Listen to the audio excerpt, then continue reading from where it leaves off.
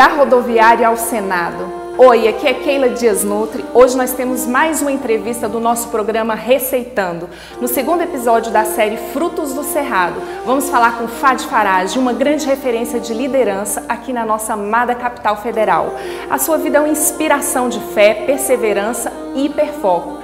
Ele começou falando com as pessoas sobre sua fé na rodoviária do Plano Piloto, com um megafone, e hoje está numa caminhada rumo ao Senado Federal por Brasília. Fica tudo Seja bem-vindo, Fadi Farage, aqui no Olá, nosso programa. Fica tudo que bom. Muito bom tê-lo aqui. Morrendo de fome numa correria doida. O que tem para renovar a energia aqui hoje? Então, hoje nós vamos fazer um shake hiperproteico. Vou te falar que os ingredientes... Esse negócio tem sabor, né? Tem, delícia, saboroso. Ótimo. Vocês vão amar, e o senhor também. Ótimo. Nós vamos usar aveia, leite de coco, xilitol, guaraná em pó e cacau em pó. Dá uma renovada nas Vai. coisas. E vamos usar banana e uma polpa de mangaba, tá? Uma fruta do cerrado. Então vamos lá para... Nós vamos bater tudo no liquidificador e o senhor vai levar na lancheirinha. Vai experimentar um pouquinho aqui, mas vai levar na lancheirinha. Mas enquanto isso, a gente vai fazer o preparo, eu quero conversar um pouquinho. Vamos bater um papo. Isso aí.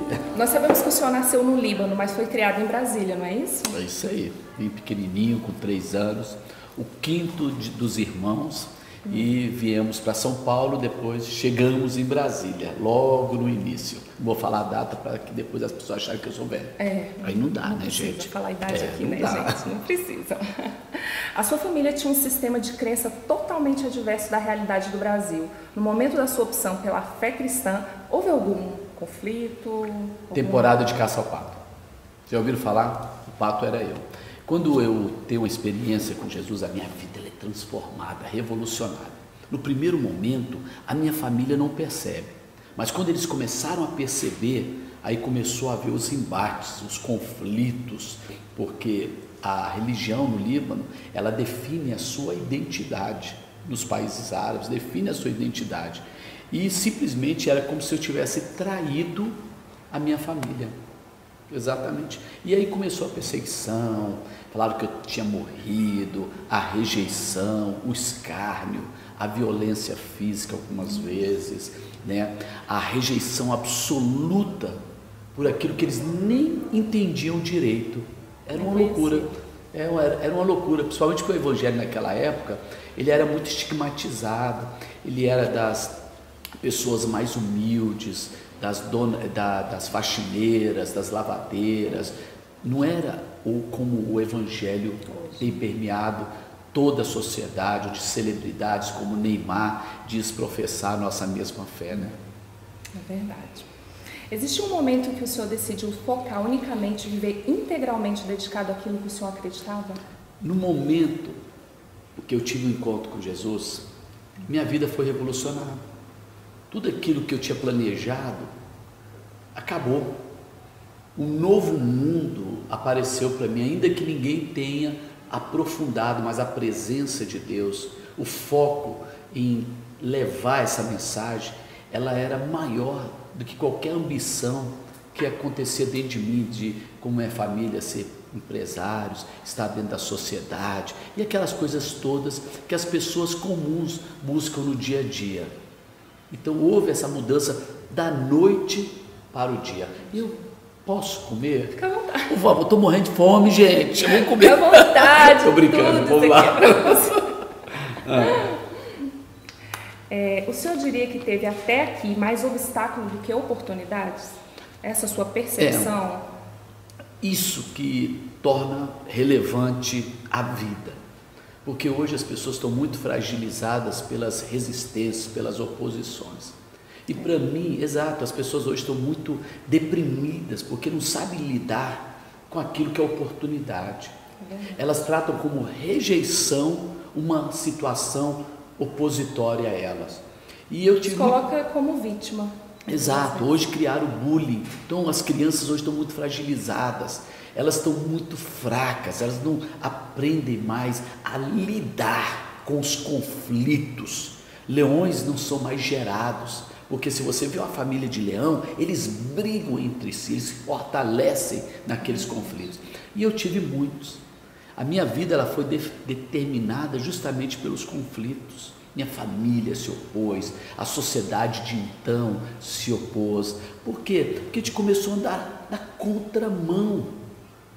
Você deixa de ser politicamente correto.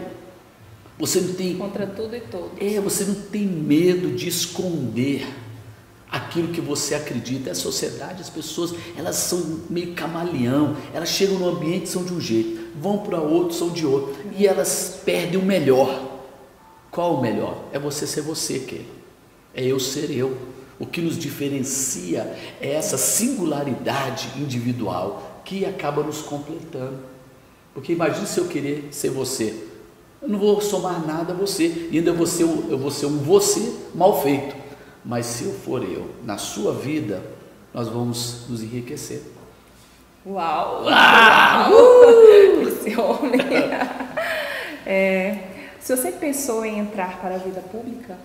Olha, eu sempre pensei em servir a minha geração, servir as pessoas. Eu acredito que não existe coisa mais relevante de você poder fazer diferença na vida de alguém.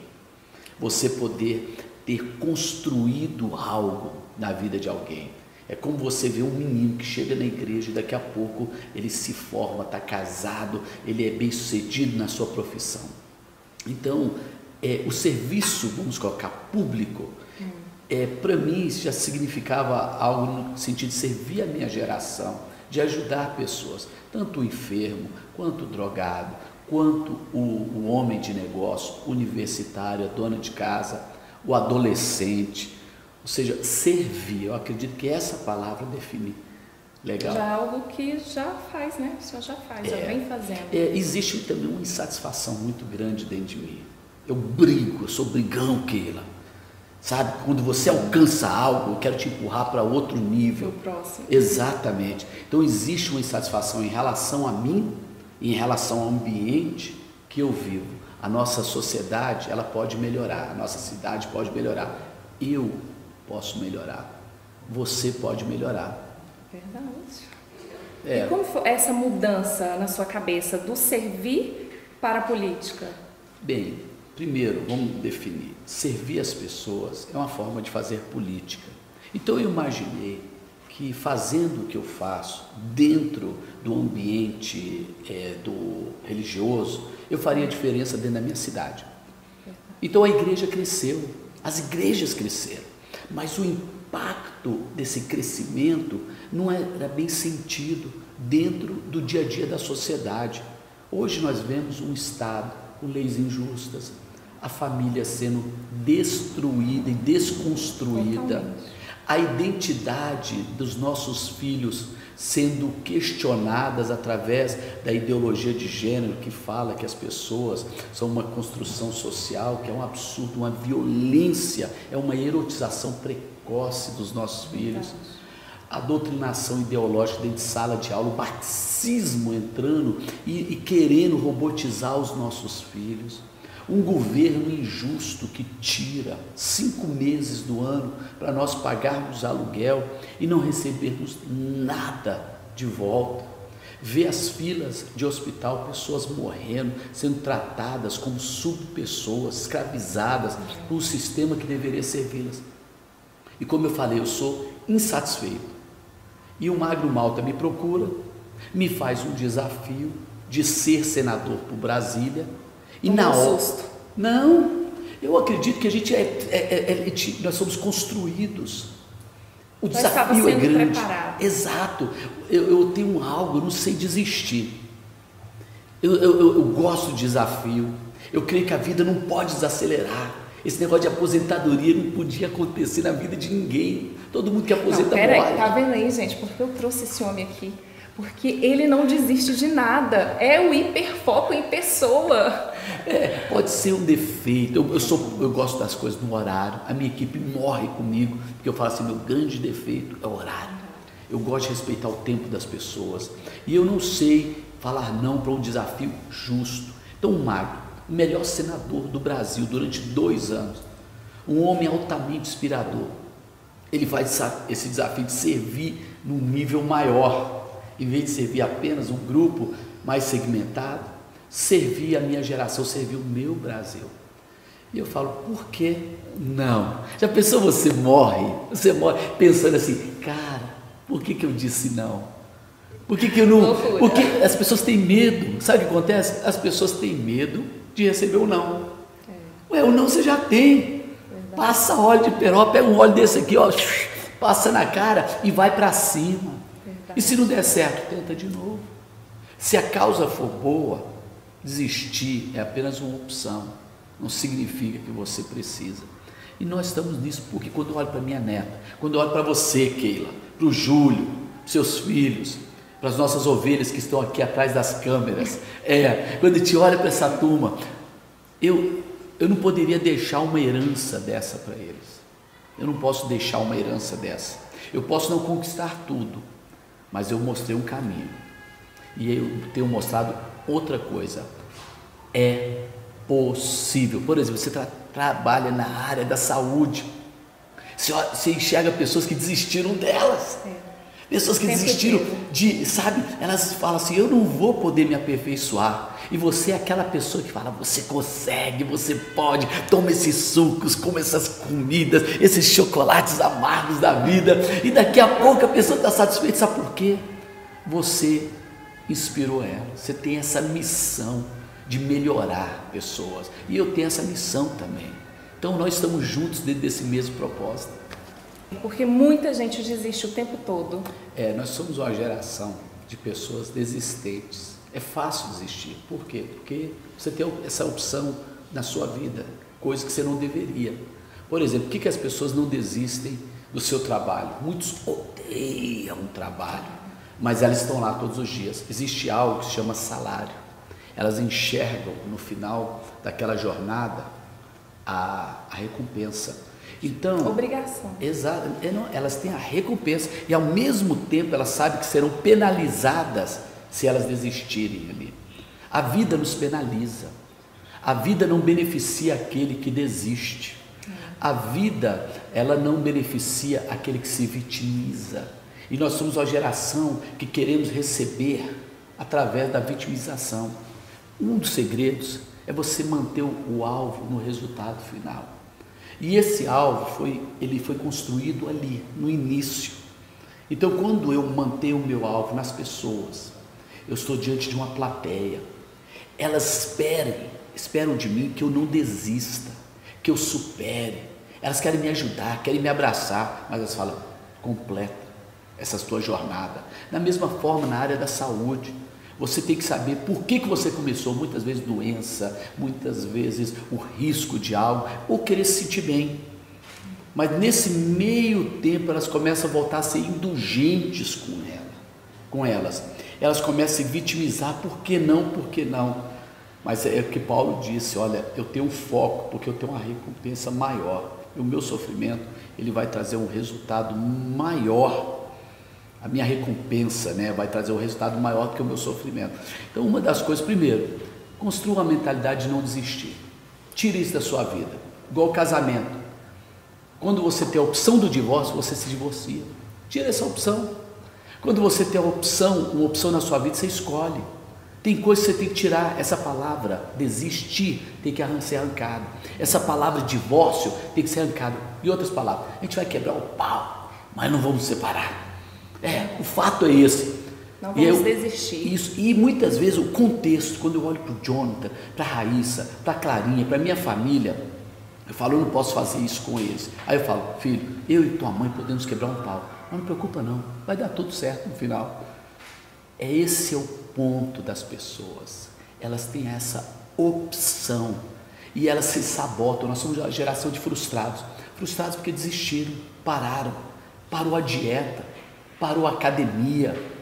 Eu recebo gente o tempo inteiro frustrada, depressiva, deprimida, tomando um monte de medicamento por causa disso. E atrás daquilo, sabe o que existe?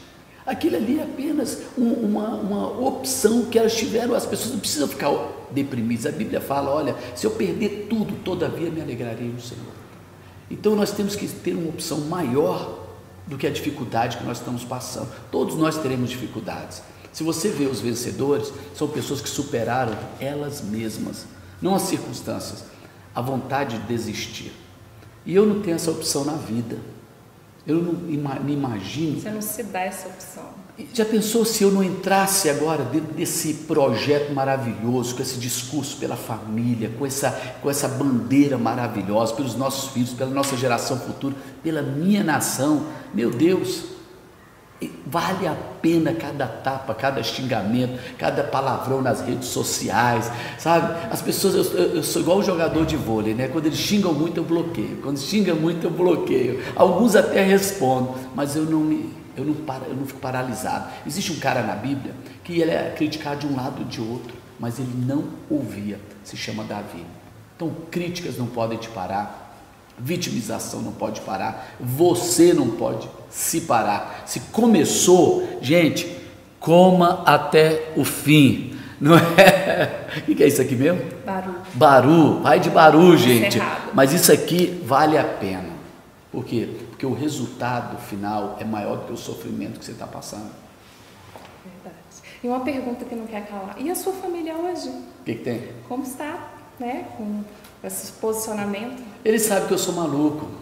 Eles já entendem. Quando a gente põe um foco, algum alvo, eles sabem que nós vamos para cima e que se eu não fizer, eles vão ter um cara infeliz e eles serão infelizes. Então nós criamos uma família de leões, sentimos dores, sentimos a rejeição, temos dificuldades, passamos noites em claros, muitas vezes dormimos pouco, somos mal interpretados, mas nós sabemos em quem temos crido, nós sabemos qual é o nosso propósito, sabemos onde quer chegar, sabemos onde queremos chegar.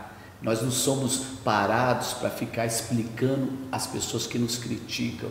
Nós continuamos avançando, servindo e não abraçando a amargura, porque é fácil ficar amargo.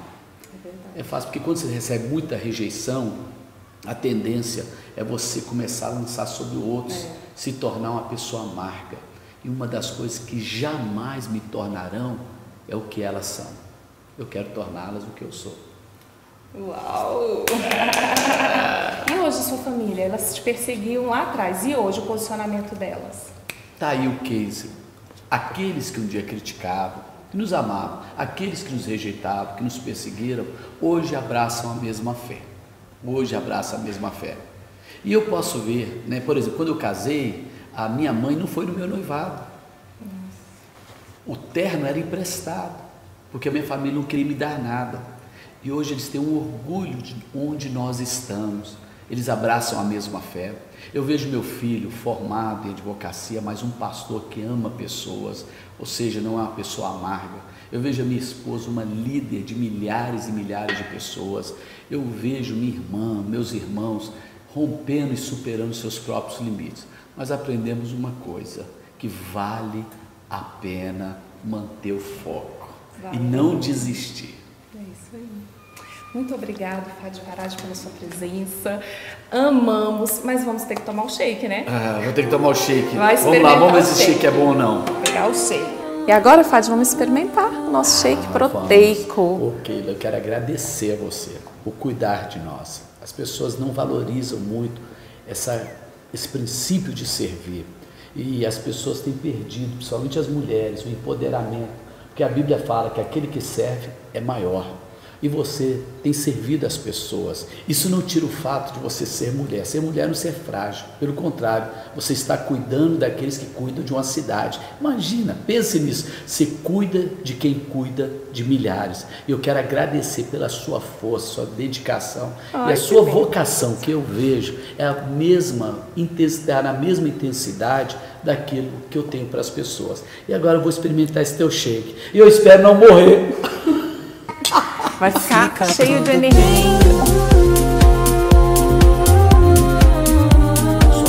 Gostoso, com mangaba, proteína.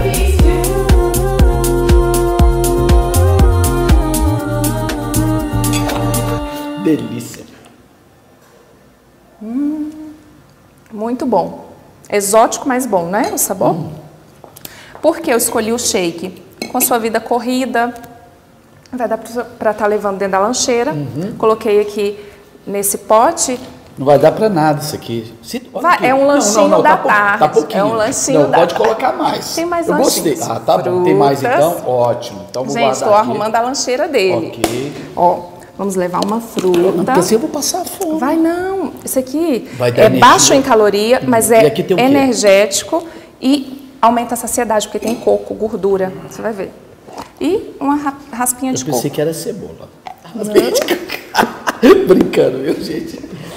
Se você não brincar na hora de comer, você não come. Você tem que tratar a comida como coisa séria, mas como algo divertido. E é muito bom comer, não é? É isso aí. Por isso, obrigado. leve na lancheira. Deus abençoe. Obrigado, minha doutora. Deus te abençoe. E ó, amanhã eu passo pra você me dar mais, viu? Tchau. Beijo, gente.